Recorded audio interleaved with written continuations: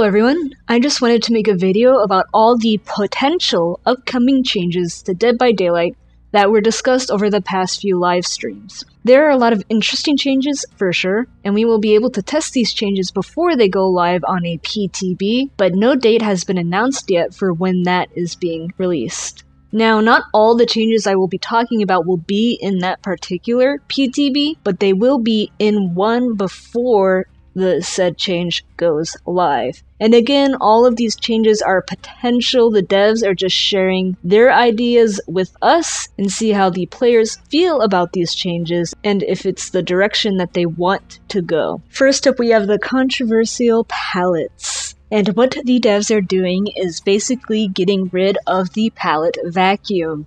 Now, if you don't know what the pallet vacuum is, it's basically when survivors approach a pallet and you spam spacebar, they will teleport to the other side instantly, and the killer will not be able to hit them while they throw down the pallet. The way they are thinking about changing this is that as you approach the pallet, if you press spacebar, your survivor is not going to throw the pallet until they are on the other side, which means the survivor actually has to move physically through the pallet before they are able to throw it down. This means that killers have a bigger window to hit survivors who are throwing down pallets and will be able to easily hit people that throw down a pallet if they are very close to them. So with this change, you would have to consider throwing pallets earlier than you would have before, just because it will take a little bit longer to throw that pallet down. Additionally, there will be a dead zone in the middle of the pallet,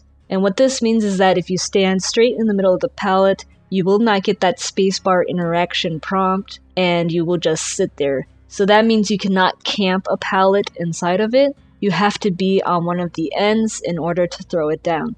And don't worry, you will still be able to throw a pallet directly in front of you as well. Like if you're standing still, you walk up to the pallet and press spacebar, you can throw it down. You just have to be on one of the ends of the pallet in order to throw it down. Now, the next big change is something that a lot of people have been wanting for a long time, including me, and that is the hatch change. Because right now, hatch standoffs are so annoying and boring and very survivor-sided. Like, there's barely anything a killer can do to really stop a survivor going through the hatch if they're both there at the same time. It's basically who is willing to waste the most time for their blood points. Whoever gives up first is the loser. So the way that the hatch is going to be changed is that the killer will be able to close the hatch if they find it. So in the new system, if the killer finds the hatch first, they close it. If the survivor finds it first, you can jump out. If you both find it at the same time, well, the killer might get there faster than the survivor and close it. But the survivor has a chance to escape still. If you power a generator, the hatch will reopen. Now, of course, the killer can just camp the hatch and close it every time a survivor does a generator, but at least it gives some counterplay to the hatch.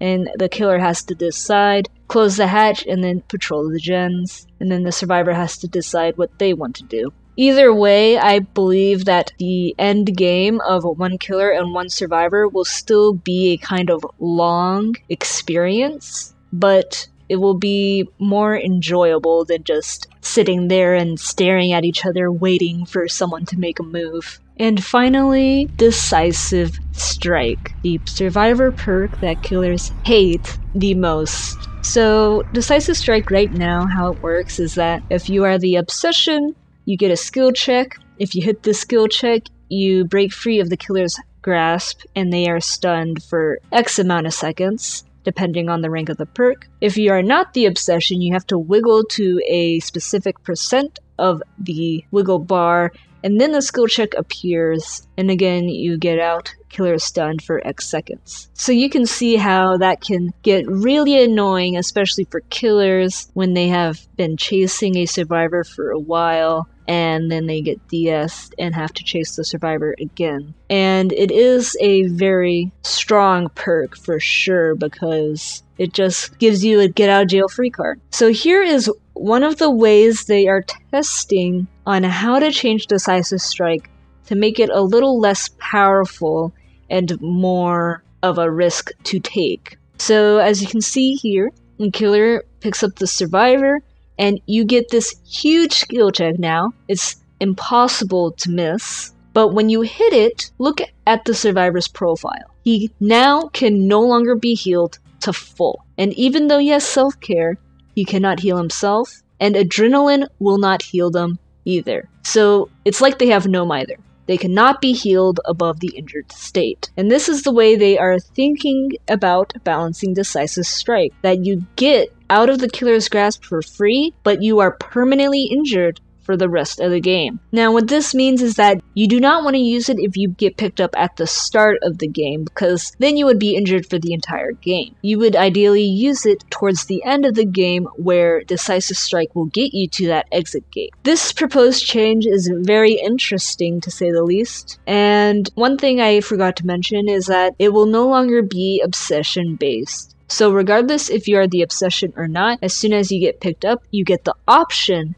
to break out of the killer's grasp. Now, for some other minor changes that could possibly happen is that they have a bloodlust change they're thinking about doing, which is they want to change the time you get the speed increases. And basically what they said was that you would get a slower speed increase, but at quicker time intervals. Because right now, they feel like killers are not using bloodlust the way it should be used, because they think that they're supposed to stack it to 3, and then they'll be able to catch the survivor no matter what. But that is not the case, because there are many areas where you cannot catch a survivor even if you do happen to have bloodlust 3. So they want to change it so that killers use it more effectively. Then changes that are coming is that they are changing the prop arrangement of some of the props on maps in order to make loops more mind-gameable, because they make more line-of-sight blockers in specific areas, meaning that there is more mind-game opportunities for both the killer and survivor sides. And there is going to be a dead hard animation put into the game to make it easier to tell if dead hard has been activated or if you just missed your swing as the killer. And one final thing is that the devs confirmed